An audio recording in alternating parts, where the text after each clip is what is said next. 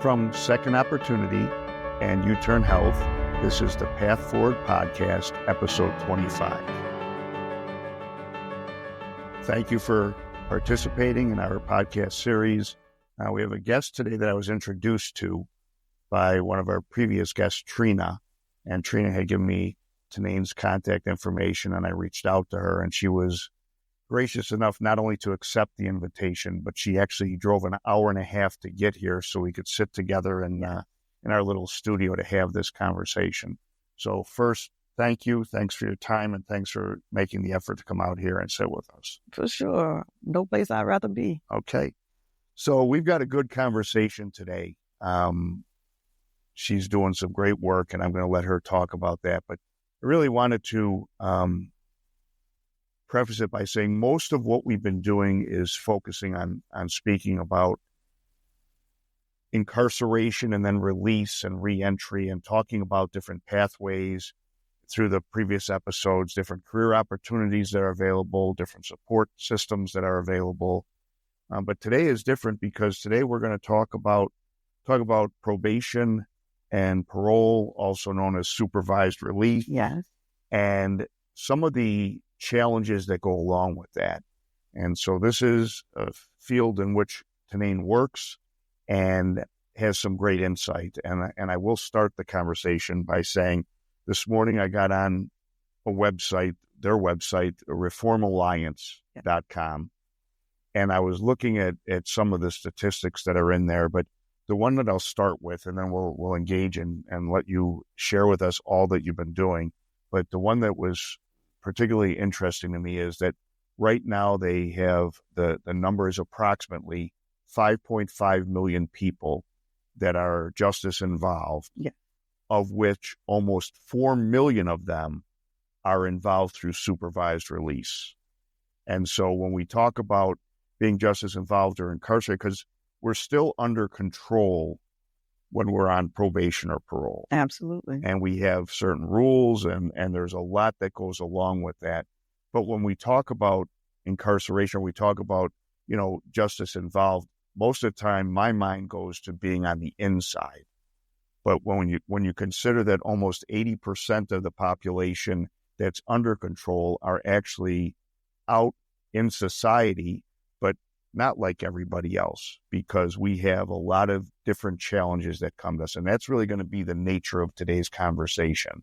So those of you that are watching this that are in a residential reentry center or on probation, there's some good information. But those of you that are on the inside thinking about those next steps, I think there's going to be some really terrific understanding that's brought to you today. So welcome, and let's get into it a little bit. Let's do it. So would you take a minute and kind of walk us through your background, where you grew up, things that you might have enjoyed when you were younger, school, sports, whatever it might have been? All right. So I am from Jacksonville, Florida, born and raised. And in high school, I was a standout basketball player.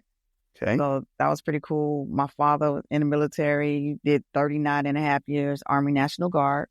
So what do? I go into the military myself. I went into the Air Force. I was an air traffic controller.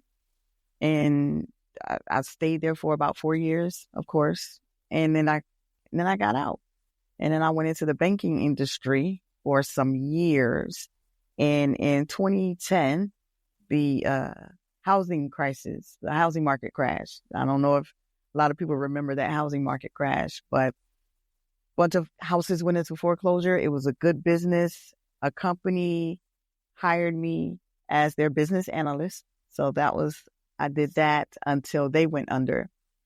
And I made the decision to defraud a financial institution of almost $90,000 that same year. And in September of that year, I was sentenced to 2 years prison, 5 years of probation. My 5 years of probation turned into 8 years. Well, actually it was 10, but I got off early. We'll talk about that later. But it turned into 8 years of probation. And I've been off probation for 4 years now.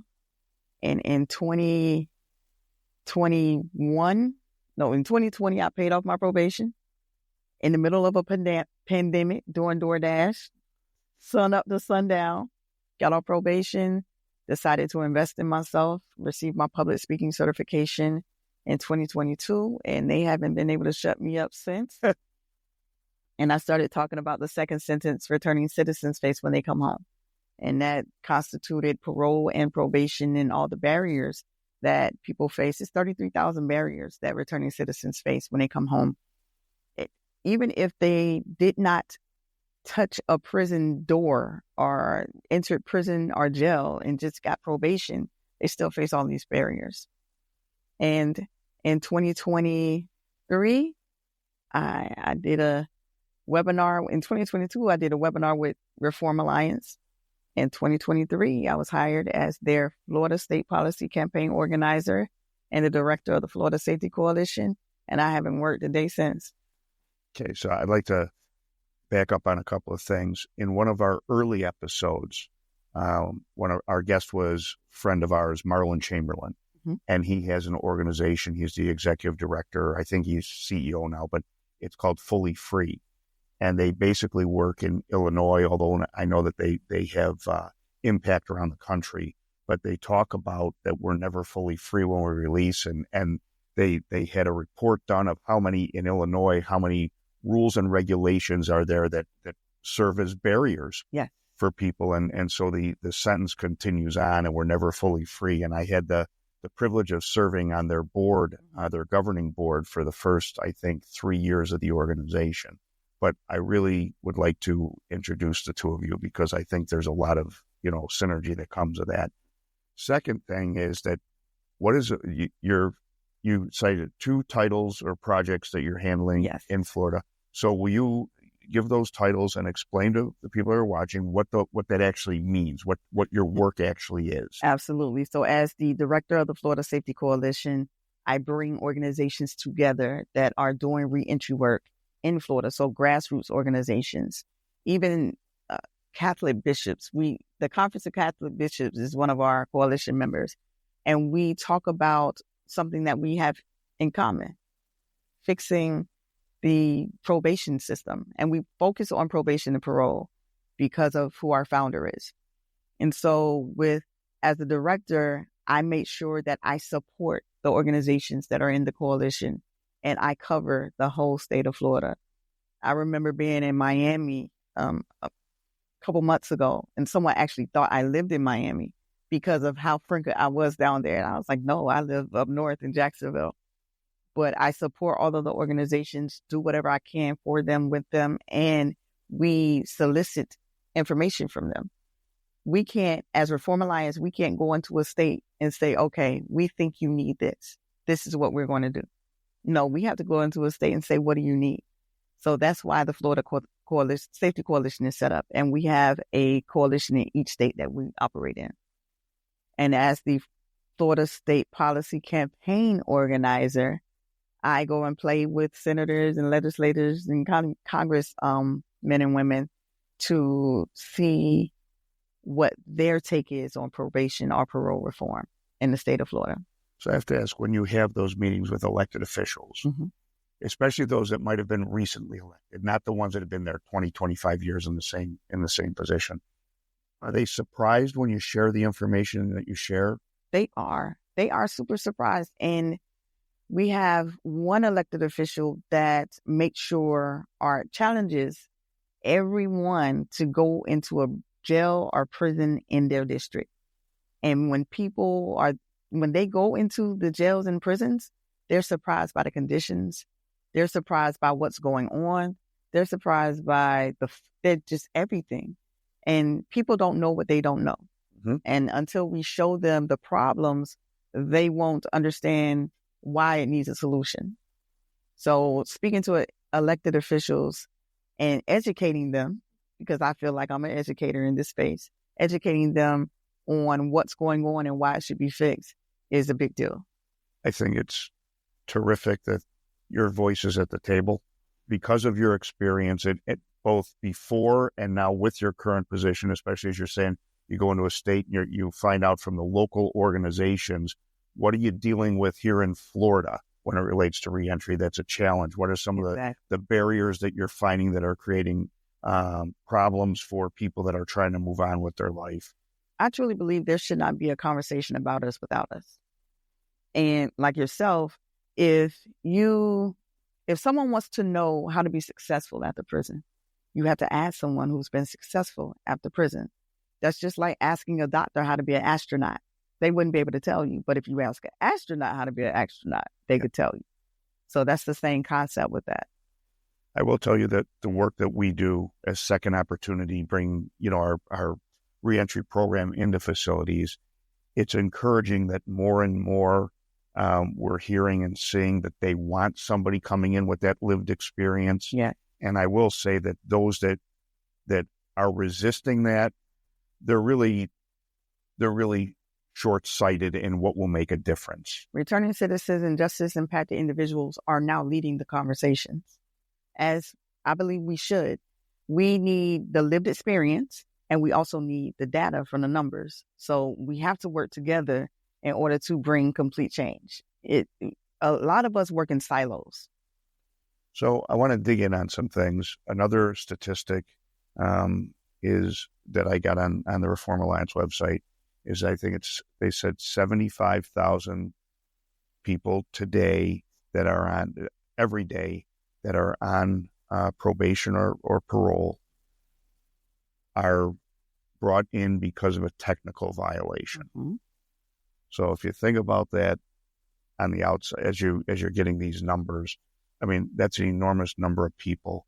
And so will you take us through what a technical violation is and maybe some examples of? Absolutely. So with technical violations, it can be a failed drug test.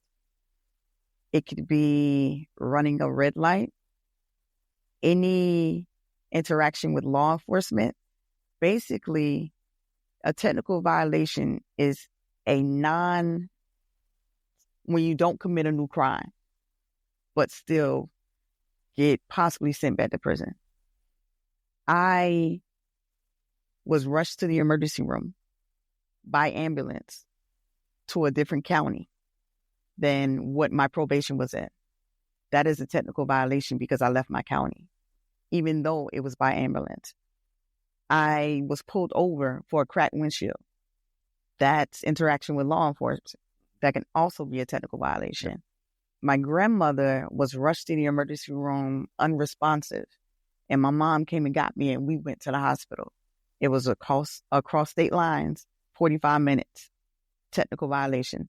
No new crimes are committed, but yet we find ourselves with the possibility of going back to prison for something that everyday people do all the time. So if someone that's not on probation does this, there's no issue.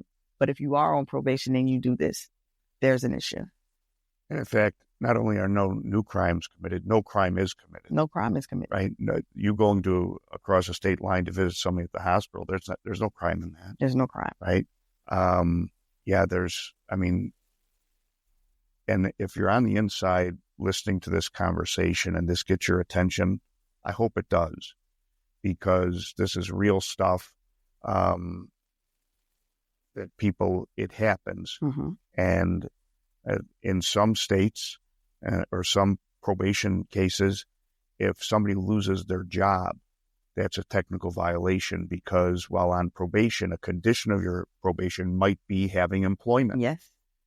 And if you lose your job, even if it's no fault of your own, the company closes.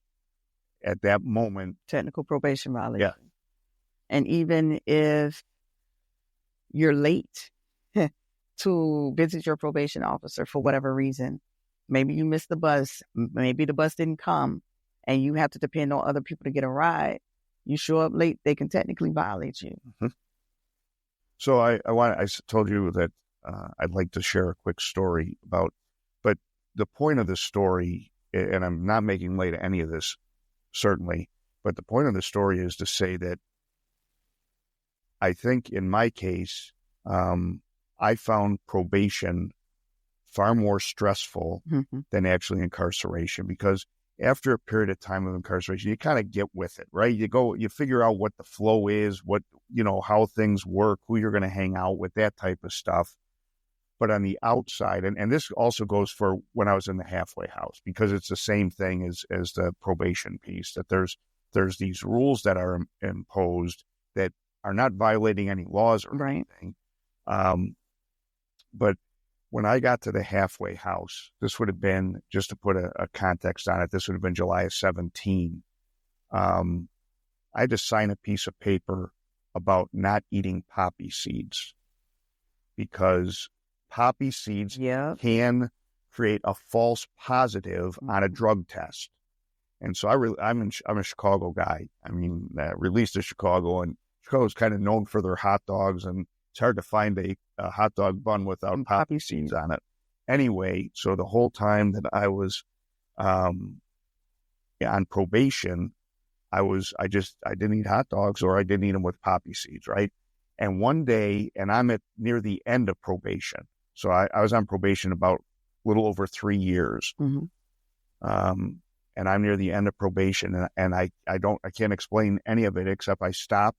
I remember it was a summer day. I stopped, and there's a hot dog place, and I sat at the picnic table and ate a couple of hot dogs, didn't think anything of it, got in the car, and it felt like all of a sudden this washed over me that I had eaten all these poppy seeds.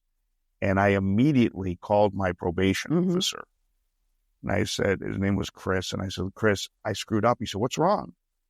I said, man, I don't know what I was thinking, but I just stopped. I had lunch and had a couple of hot dogs or poppy seeds on the bun. He said, what are you talking about?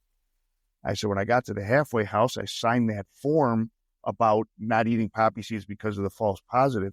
He said, we don't have that rule here. You can eat as many hot dogs as you want. But I bring that up because it was the feeling that came over me. Yes. Because it's always that sword hanging over your neck, that I made this mistake and I'm going to be sent back to prison for it. And that's a problem. I mean, it really creates, for me, in the first person, it created an inordinate amount of stress. And same, my crime had nothing to do with drugs. And as I went from probation officer to probation officer, in 2020, I had 5 probation officers in 10 months. And I remember having to go for a drug test. And I was like, I don't get drug tested. In the 8 years that I was on probation, I had never been drug tested. What are we doing? I went, and I'm a drug-free kid anyway, but just having to go through that, like, that's not even what I do. Why are you? And it could have changed with each probation officer. Yeah. My last probation officer was going to violate me because I had not paid restitution. Not paying restitution is a violation of your probation, even if you don't have the money to do it. But in this case, I was saving, my previous probation officer knew what I was doing. I was saving up to get one check and pay it off. And she said, I'm going to violate you. And I was like, how much money do you need? And she said, how much money do you have? I said, how much do you need? And I told her I can have you all of your money by Friday. And the first thing she said was, legally? And I said, absolutely. But if it wasn't, I wouldn't tell you. But I ended up having all the money by that Wednesday. I know the following day, I got a surprise deposit into my account. But just knowing that the threat of being violated at any time, depending on the mood your probation officer is in, is daunting in itself. Yeah. It's like walking on eggshells.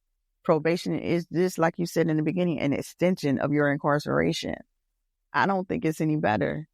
It's just more stressful.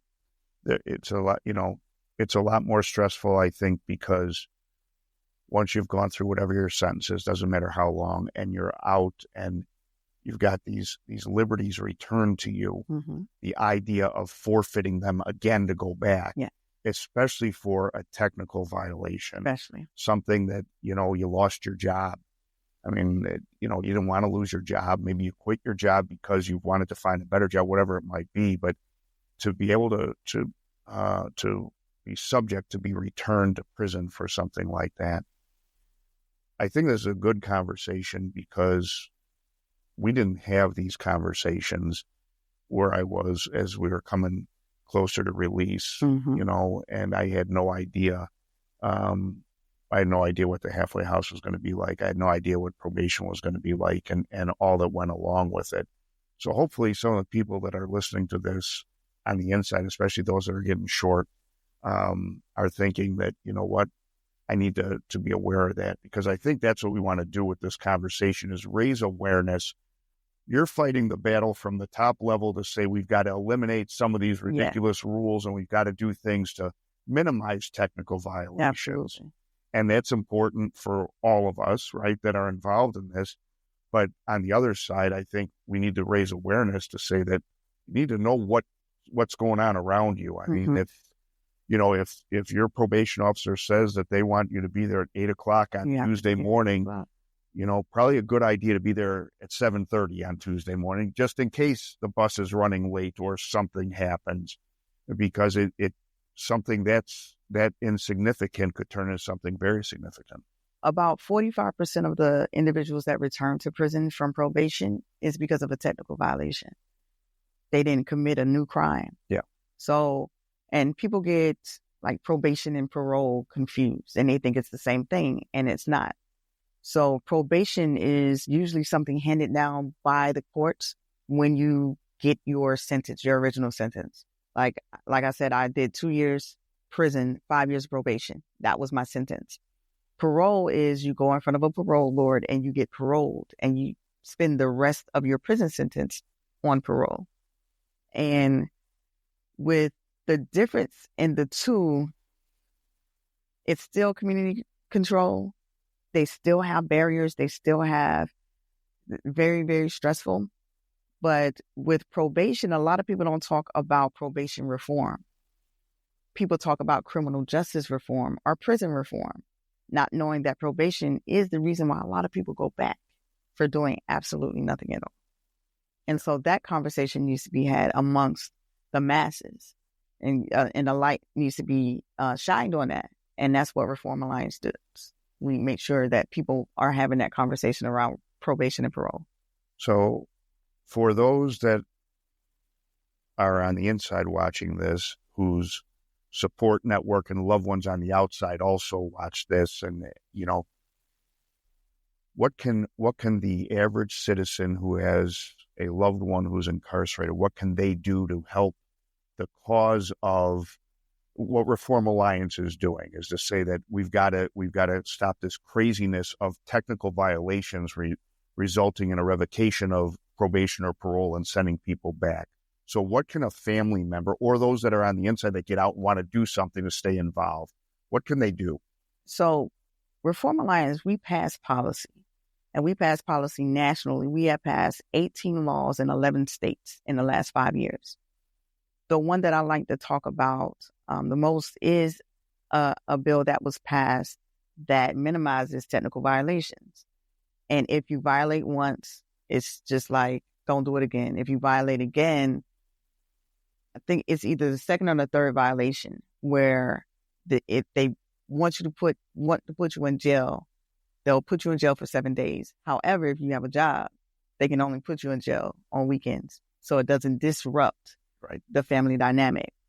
But what individuals either in prison or on the outside can do is know who their legislators are, know who their elected officials are. A lot of people, like this year, we elected a president. Everybody was so concerned about the president. But who are making these rules on the bottom level?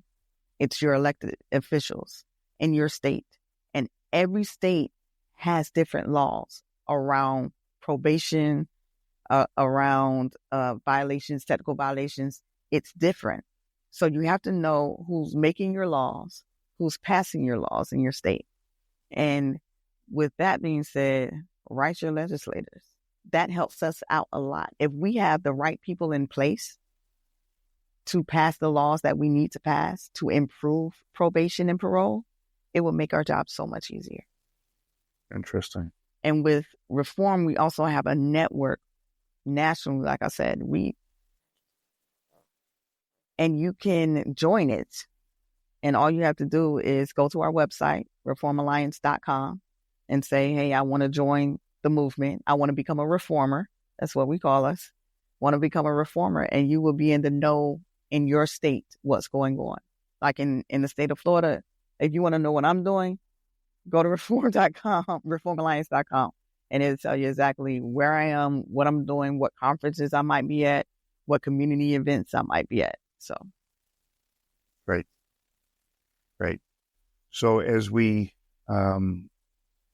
whenever we wrap up one of our segments, we ask the guests to just kind of look into the camera and talk to the men and women that are either incarcerated or going through the process of release and probation and what have you, and just give a message, something that brings some hope, but also you've got some cautionary tales there, right? Yeah. So if you wouldn't mind just speaking to the population and just share some of your thoughts about what they could be confronting and different ways that they can deal with that. I know that society may think that you are your mistake, and you are not. It took me 8 years to realize that I made a mistake and I was not one. And I don't want it to take you that long to realize that either. When I forgave myself for the things that I did to get me or land me in prison, I had to forgive myself for the crime I committed. I had to forgive myself for not finishing college.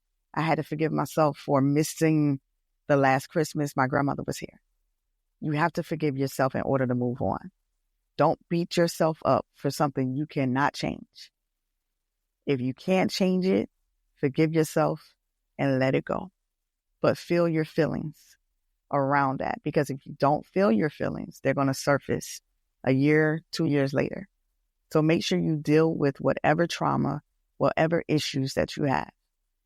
Once you deal with that, you'll soar. Take it from me. It took me 8 years to realize that I was enough for anyone, especially myself. It took me 8 years. It took me 9 years to forgive myself. And in the last 3 years, after I've forgiven myself, I've gained so much, and I've grown so much, and I've gone so many places. And you can do the same. You'll be fine. I promise.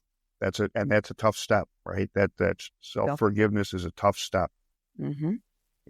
I say that the first step for me was taking responsibility, personal responsibility. I screwed up, made these mistakes, and for that I'm sitting in prison. But what followed for me after taking responsibility is I was angry with myself. How could I have been so foolish? How could I have been so greedy? How could I have made that mistake? And so to get to that, the ultimate of self-forgiveness, that took a while. Mm-hmm. But you're right. We're all human beings. We all make mistakes. Absolutely. Some are at varying levels, but I think that those are really, really wise words that people can kind of latch onto and take it from somebody who has lived experience at actually doing it. Yeah, like I said, it took me 8 years to forgive myself. But here I am, thriving. Yeah, and it's great. It's great to see, and it's great to see the work that you're doing, because, again, a lot of times when we hear talk of criminal justice reform, mm-hmm. talking either about sentencing or talking about prison conditions, a big deal that's occurred in the last 5 days or so is that the Federal Bureau of Prisons, which is a system that I was in, Federal Bureau of Prisons has just announced the closing of 5 or 6 different facilities, in part because they have staffing shortages. Oh. So they're redistributing the individuals into different facilities, but also because they've got some infrastructure issues that, they're old prisons, mm-hmm. and they're falling apart, and it costs a lot of money to bring them up to speed. So, but when we hear about criminal justice reform, a lot of times that's what we think about. And I will say, from my perspective, my feeling was as soon as I walk out the door, I'll be fine. Mm-hmm. But that's before I actually felt the pressure that went along with all these rules and things that had to be followed that could have turned me right back around to where I was. I just want to go home. I'll go home and I'll get a job. Then you go home and you try to get a job, and it's not as easy as you were thinking in your head. And if you don't have a plan, you're just planning to fail. So you got to make a plan before you leave prison in order to be successful after prison. Like before I went to prison, I was making $60,000 a year. When I came home, I was making $6.25 an hour. And then they expected me to pay this restitution that I couldn't afford because I was sentenced to a second sentence, which is an invisible sentence, and it's a life sentence. So, well, listen, thank you so much for taking the time to sit with us and share your experience and the great work you're doing right now. Inspirational to hear that you're actually changing laws. You, the Reform Alliance, the whole group is focusing on these things that will make a difference. mm-hmm. And we've also shared then some information about how you or your family can get involved in support of that by writing to your legislators. Yeah. Thank you for taking the time to be with us. So if you've been watching the Path Forward podcast, you know that we have terrific guests that have lived experience and provide insight and tips about reentry and moving on with our lives. If you'd like to write to us, we encourage you to do so. It's thrilling for me. We're getting a large number of letters now, and I respect that it's costing you a stamp to take the time to write to us. That does not go unnoticed, and we respond to all these letters that we receive. So if you see a guest or a number of guests in particular that you'd like to communicate with, you can write to us, Second Opportunity, and it's the Path Forward podcast. You write to us at P.O. Box 3411, Peachtree City, Georgia, 30269. P.O. Box 3411, Peachtree City, Georgia, 30269. And if you write to us and you want us to forward your letter onto one of our guests, please just let us know, and we absolutely will make sure that that individual gets your letter. So thank you for supporting us by watching us, and we hope to continue as we get into 2025 with a continuation of terrific guests and information that you'll appreciate watching on the inside. Thank you.